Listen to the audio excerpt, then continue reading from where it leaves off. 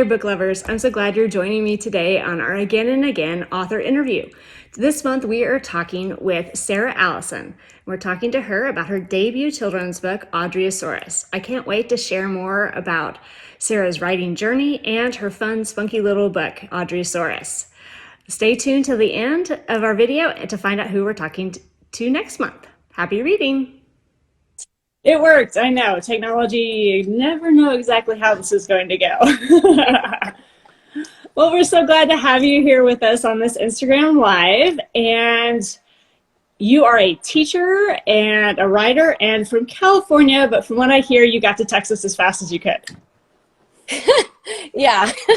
That's so California native, yes, teacher, ended up in Texas in 2011, actually. So it feels like I haven't been here for very long, but actually I have. So yes, I love it. It's awesome. Our roots are firmly down here. So awesome. I lived in Houston for about 7 years, so it's familiar territory. Yes, it's crowded. It's very crowded here. Yes, very crowded. So yeah, we learned very quickly that there's always traffic in Houston, even at midnight. Yep. There are days I get on the road and think, surely my commute's not going to be very bad today, and lo and behold, it is. So yeah. Yep. I used to have to do a 40-mile commute one way, and it was crazy. From from the Loop to the Woodlands every day, and it was crazy. Without right. Yep, it never quiets down. It never goes down. It's just part of life here in Houston. So it is. So, Sarah, why don't you start by telling us about your book, Audrey-saurus? Awesome. Yes. So this was kind of a passion project of sorts. In 2020, my husband and I were at home trying to juggle work, and we had a 2-year-old and a 6-year-old at home at the time. And every single day we found ourselves, walking this line of being totally overwhelmed and also thinking it's really hilarious, right? And so we'd take these pictures and we'd send them out to our family, and they'd laugh. And they're like, oh my goodness, she's so full of personality. She's so silly. But it really became this thing then that we realized many people were dealing with very challenging little kiddos at homes too.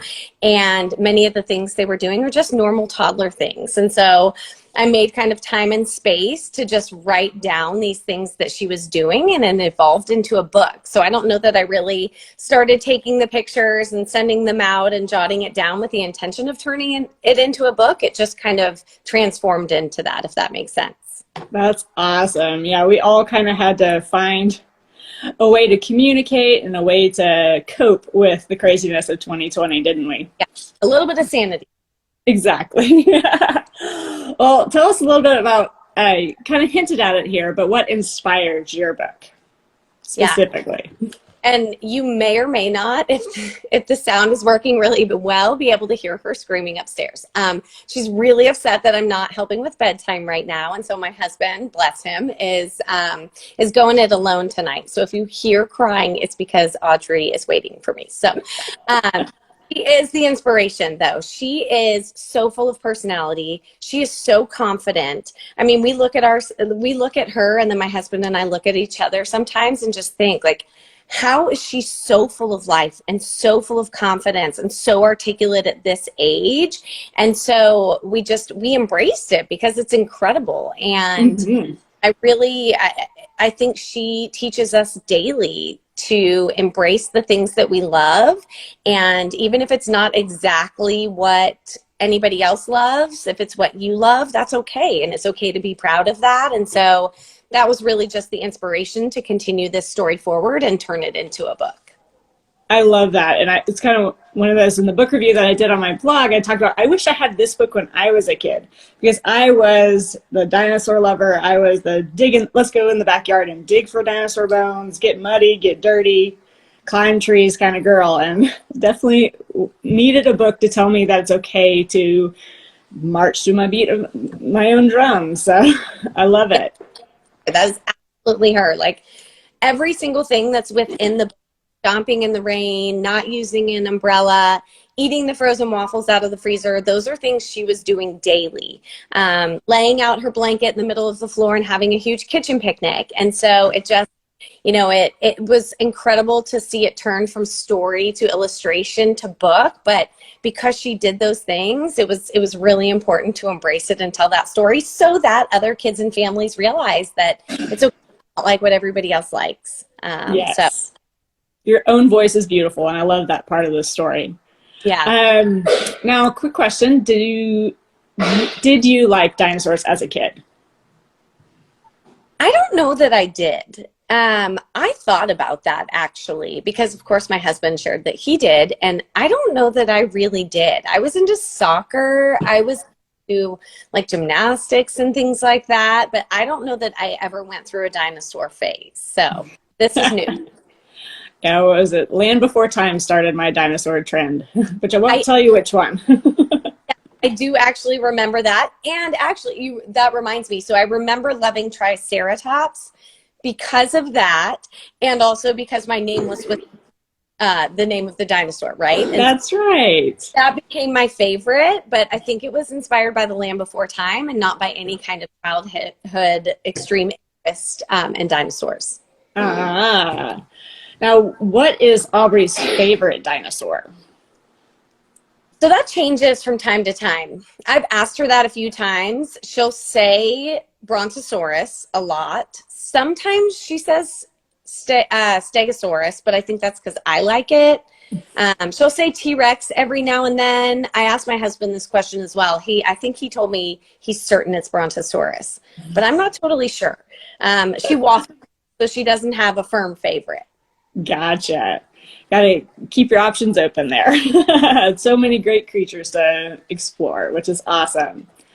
What was the most fun part of the book to work on? Honestly, the illustration. Laura, who I think is signed in right now, from Brazil. Hi, Laura. She just seeing her vision come to life, right? Like the words on the page, the easy part of writing.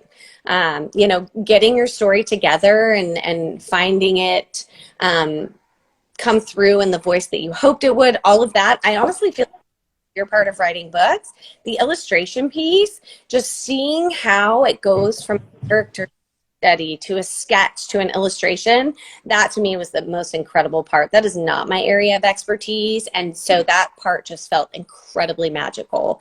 And I would say that was the most fun for me, is to see that come to life through her artwork and through her talent. So You did a great job, and I know in my author journey that I was surprised with how much goes into illustrations, because like you think, oh, it's just painting something on a page or on a screen. It's like, no, there's a lot of steps to this. It's like I'm always impressed with illustrators and how they manage their time and see something from lines on a page to color. It's amazing. Yeah, It takes talent. absolutely. Really, I mean, their talent and their vision is just, it's incredible. It's something I try to praise often. I try to refer to this as my book, because it's not my book. The words are mine, but the book is our creation, Laura's and mine. And she is absolutely to credit just as much as, the words on the page that I wrote. And so I think it's really important too to recognize that being an author, especially in the picture book genre, is so much a collaboration, so much a partnership. I don't know if you found that as well in your journey, but having somebody bring your words to life is absolutely a partnership, and creating the type of words and pictures together that you hope will engage parents, families, kiddos, and students. Definitely. It's definitely one of those relationships that you never knew would be such an integral part of the writing process. So very cool. Yes. All right. Well, what is the overall message, or what you hope to communicate to the kiddos with this book? I think the message is really just about being proud of who you are. It's okay to like things a certain way. It's okay to like things that are different than your friends. It's okay to be who you are. And so I think the message is really just love who you are, be who you are, be proud of what makes you who you are. And so I hope that that's something that when families are reading it, that they get from it, that their kiddos get from it, that they find joy in it, that this little girl is very confident and proud of who she is. And we should all be able to do that as well. Very cool. I love that message and love that I have 3 boys, so even with a bunch of boys, it's still a message that resonates with them, not just little girls. Yeah. Yes, I love that. And you bring up an interesting point, right? Because I have 2 daughters. And so I tend towards female characters because my children inform my writing. And so something I think just as an author I'm thinking about is as I continue to grow in this process and write more books, hopefully eventually, right, is how am I going to make sure that different genders are involved in a meaningful way and not just kind of thrown in there, because I don't want my stories to only appeal to girls. It Right. just happens daughters have inspired my writing. And so that's something I'm thinking about as well. Yeah, it's one of those, naturally you're going to write about what you know, and you know your girls so well. And in the writing process, you'll grow and you'll definitely see how, a simple message can go to whichever gender. So Yeah. Very cool. You threw a pretty amazing book launch party. Can you tell us about this? It was pretty cool, all the pictures. Yes. Okay. So I have to give credit where credit is due. This incredible woman named Carrie, she has this company called Pull It Together, out of the Woodlands, actually. She really made it all come to life. I knew that I wanted it to be at the Houston Museum of Natural Science. The dinosaur exhibit there is incredible. If you've never been and you have a dinosaur lover and you find yourself in Houston, anybody in the universe, visit that museum. It's incredible. And so I just knew that that was the type of environment I wanted it to happen in. She did the rest. She made sure that, the food was intentional and dinosaur themed, and all the crafts and all of the art and the soft play area was dinosaur themed. And so she made it come to life. It was so, so much fun. Honestly, it was a dream come true. And I'm so glad that we went big on that because it made it feel real. Yes. Yeah, it was incredible. But I will say that I knew I wanted it there. She created the magic for me.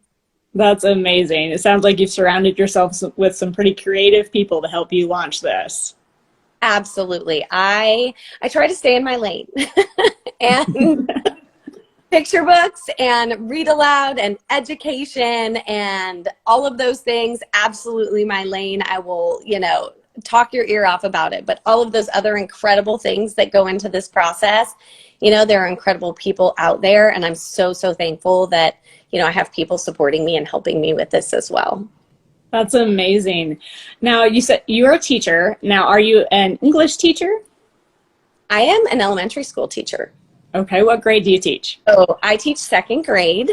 Okay. Have been a teacher for many moons, and I love it. There's just incredible joy in the classroom. There is such magic in being able to share books and engage students in conversation and help students see themselves as authors and, help them explore science and all of these things. It's really rewarding, and it's something that I'm really proud of and I love doing. And so, yeah, I still teach. So every single day during the day, my life is compartmentalized into many different pieces, but during the day, I am Mrs. Allison, the teacher. That's awesome. I have a 2nd grader, and I love the 2nd grade year. It's one of those, I don't know, sweet spots in elementary school. It's like they're not quite too cool for school, and they're not like itty bitties. So you kind of get them in this golden era, I think. I agree more. Yes. Awesome. Well, what do your kiddos and even your students think of your writing? My kids, it's interesting. They recognize it, right? Like they see the books and they're like, oh, you wrote those books. Those are your books. And so I think they think it's pretty neat, but they don't really make a big deal out of it. My students, so we do a lot of celebrating writing in our class. We've created this culture around, we are authors, we celebrate our work, we share it with others, we give each other feedback. And so, you know, they were really proud of me for going through this process and publishing, and then also, you know, celebrating it and being proud of it in the same way that I show them, right? And so I think they thought it was really cool, all the things that I've told them all year long about how we celebrate ourselves as writers and how we, you know, celebrate each other's work, and, you know, just the writing process and everything that goes into it. Seeing their teacher actually live that, I hope, is very inspiring for them. I can imagine you probably have a few future authors in your class too, just by your example. That's amazing. I hope so. And when did you first call yourself a writer? I thought about that question, honestly, you know, because there are like different pieces of this process where it feels real, but it doesn't feel real. And so I think that I called myself an author or a writer after the books like were available to people, right? That it was like outside of my network and my local area, that there were people in different countries who had the book and were telling me how much they loved the book, and that made me feel like an author and a writer, that it could be shared with people outside of my own reach. Mm-hmm. Now, you did something really neat with this book. It's not only in English, it's also in another language, correct? Yes. So Laura, who is the illustrator, lives in Brazil and speaks Portuguese, and I just thought what an incredible way to celebrate the partnership of this book, to have it also be available in her native language. And so, yes, it's called Audrey-saurus, and she has recorded it in Portuguese so that I can share it with students and people that, you know, I'm able to visit with as well. And it's really neat to see it in her language as well, and to hear her read it aloud. It's a very special, I think, collaboration, and I hope that it honors her contributions to the book as well by it being available and readable to the people who live in her community. That's amazing. I'm sure that your illustrator just loves the intention that you've done with that partnership. That's amazing. Yeah. Very cool. Okay, so if you could spend the day with another popular writer, who would you pick? You know, I really like Brené Brown. Okay. I find myself as a reader going through different journeys, and I think in a way that I try to be intentional or reflective or balance life or continue to learn. I feel like she's somebody who I continue to learn from. Mm-hmm. And so I think it's interesting to learn from her in a very like not associated to my writing kind of way. If I pick like a picture book author though, I don't know. I really like Chris Robinson. Okay. Yeah, I feel like there's so much to be gained from everyone. I don't know if I could pick one. Could you?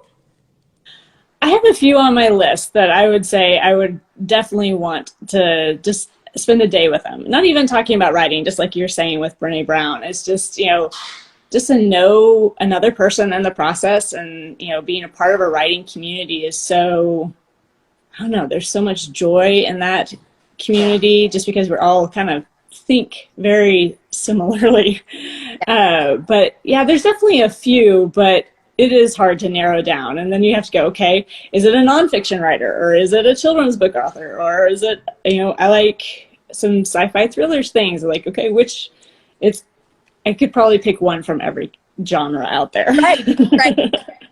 From whoever you chose, right? Like with that individual person, learn tons about their craft and their process and just who they are as a person. So yeah, that would be really tough. I don't know if someone said you can absolutely have this opportunity, who's your one person, I think it would take me forever to make a decision.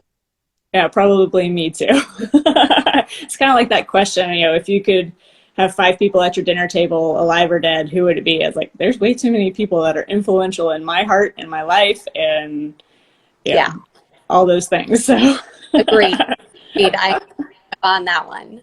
Very cool. Well, what is your favorite book? Man, that's a tough question. I I have a author, and it's Peter Okay. H. And so his books just really speak to me. So if I had to pick a favorite book, it would probably be one of his. Okay. Um, yeah, but I don't even know if I could pick one as the favorite because my students have asked me that before as well. I just love his work. I think it embodies to me everything I love about picture books, that it's engaging and simplistic, but the messages are complex and you're able to really facilitate meaningful conversations through the combinations of the words and pictures. It's accessible for kids. And so I don't know that I have a favorite book, but if I did, it would be a Peter H. Reynolds for sure. Gotcha. Well, I guess if not your favorite book, what is the first book you read to your kids in your classroom? Like, Yeah. first day of school, what's the book you're gonna pick out? So last year I picked All Are Welcome. It's really, really important to me to create a community of acceptance, of kindness, of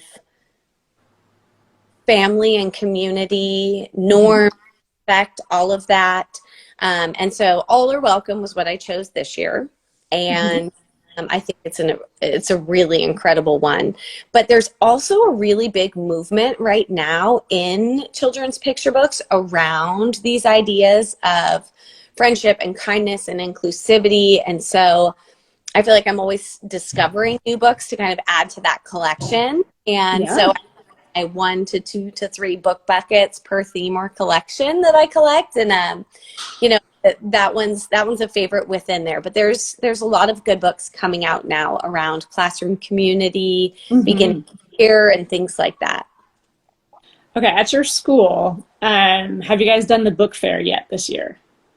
Or do you guys do a book fair? We don't do a traditional book fair. Okay.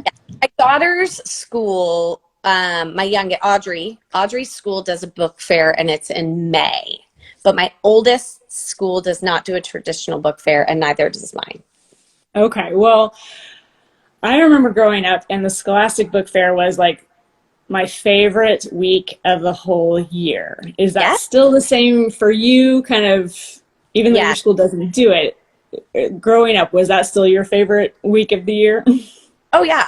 I could go for hours. That's how I feel about going into bookstores now in the children's section.